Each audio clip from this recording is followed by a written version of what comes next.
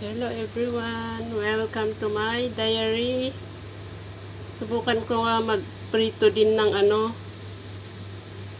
talong kasi natikman ko yung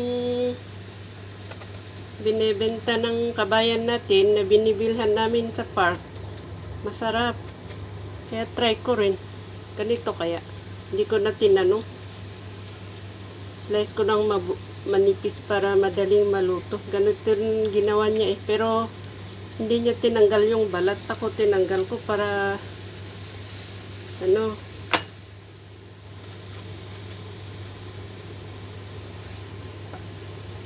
madaling maluto. Tsaka medyo natuyo. Medyo matagal ito sa ref. So, yan. Ganun kaya. Hindi pa kasi ako nagpritong Ako kasi mga simple-simple lang na luto. Kung ano-anong style ng luto ang luto ko. Simple lang ba? Hindi maarte-arte. Pero yung ganitong prito, hindi ko pa na-try. Parang kulang yung mantika. Kailangan bang marami ang mantika nito?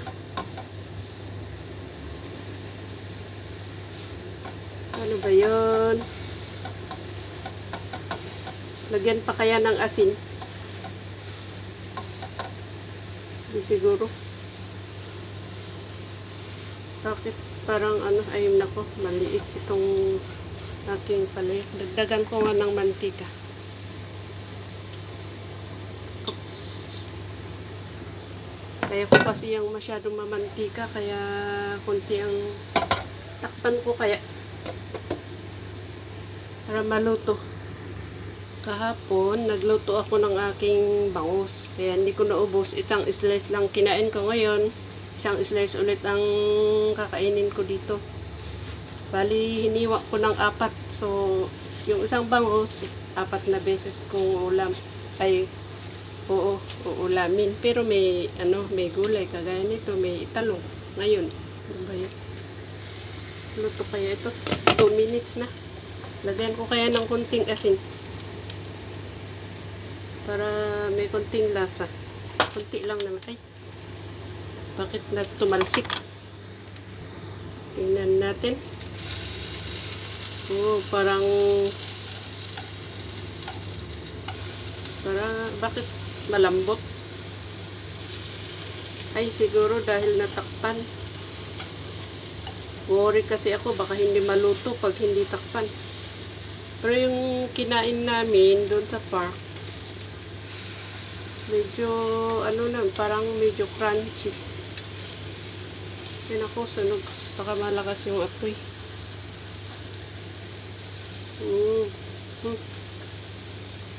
Takpan ulit. Ito na po. Kinuha ko na yung isang slice, yung buntot muna. Yung sa gitna, next. Bukas at saka next ulit. I-reheat ko ito sa microwave. At tingnan nga natin ang ating piniritong talong. Okay na siguro to. Naluto na siguro. Wow, parang masarap ah. Lagyan ko na lang ito ng slice na kamatis. Yan. Saka, yan. Slice kamatis. Konting asin. Meron naman akong alamang dito pero hindi muna. Asin muna ang gamitin ko ngayon. Yan na po siya. Talong. Pritong talong. Kamatis. At lagyan ko ng konting patis. Yung asin na nilagay ko kanina, konti lang, wala pang isang kurot. Ngayon, pag naglalagay tayo ng gamit tayo ng kutsara para alam natin gaano kadami yung ating ilalagay. Para hindi sumobra. At ngayon ay ready na po ang aking pagkain. Hello po sa inyong lahat, mga kasama kong kagaya kong katulong dito sa Hong Kong. May bakit nagdilim-dilim itong aking cellphone? Ano ba yan? Ayan. Simple lang naman, hindi ako maarte. Sapat na ito sa akin. Salamat na lang at ako'y may pagkain. Tapos na po akong magpasalamat. Thank you so much sa panonood. Salamat sa inyong support, sa mga subscribers, lahat-lahat ng sumusuporta sa aking munting channel.